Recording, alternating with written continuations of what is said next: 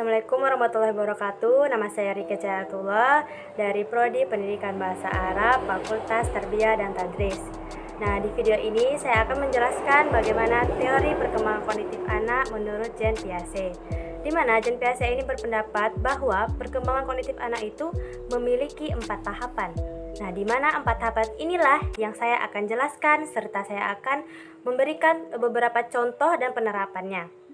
Perkembangan kognitif menurut Jean Piaget. Siapa itu Jean Piaget?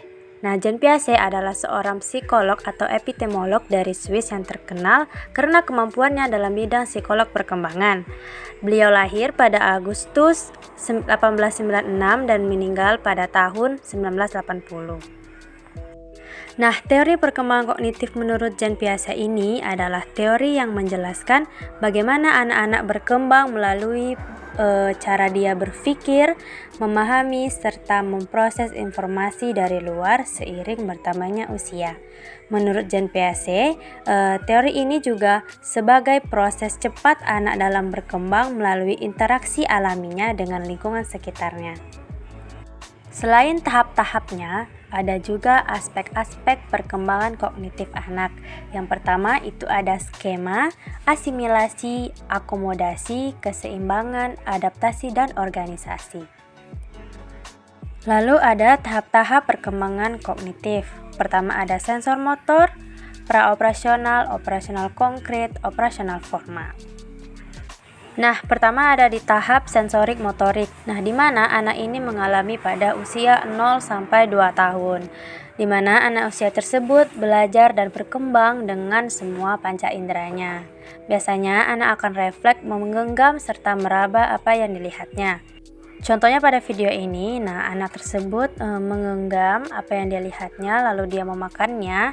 Nah, karena itulah caranya dia mengembangkan sensorik motoriknya. Yang kedua ada tahap praoperasional di mana anak mengalami pada usia sekitar 2 sampai 7 tahun. Nah, anak di usia tersebut sudah sedikit lebih meningkat dari perkembangan kognitifnya yang sebelumnya.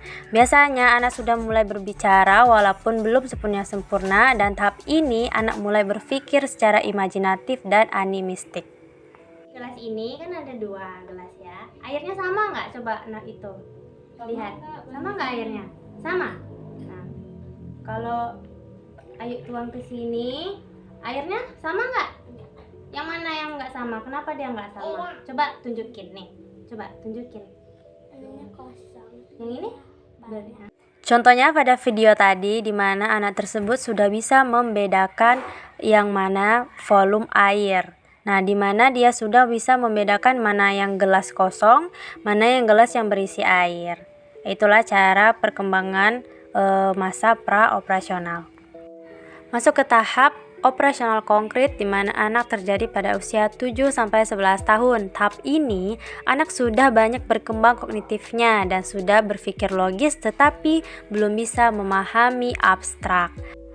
Nah, di sini anak bisa menggabungkan beberapa kelompok, yaitu mana kelompok tumbuhan, mana kelompok buah-buahan, mana kelompok hewan, mana kelompok benda.